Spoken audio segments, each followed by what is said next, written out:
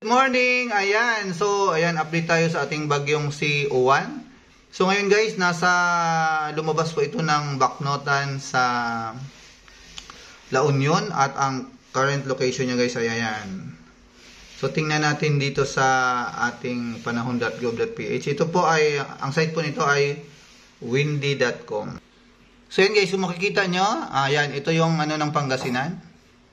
Pangasinan po itong area na to. So, ayan, nakita nyo, Dagupan, ayan, oh. Ayan, Dagupan, Baguio. So, ayan, ayan na yung current location ni Bagyong Uwan. So, nasa West Philippine Sea na po siya kanina. Lumabas na po siya. So, pansinin nyo po, kaya medyo maulan pa din kasi ang ating... Wait. Kasi naka-yellow warning pa rin po tayo, especially dito sa may Metro Manila, Cavite. Ayan. So, ayan po. Ito yung NAIA. Ayan. So, itong western section po ito. Ayan. Pupunta dito.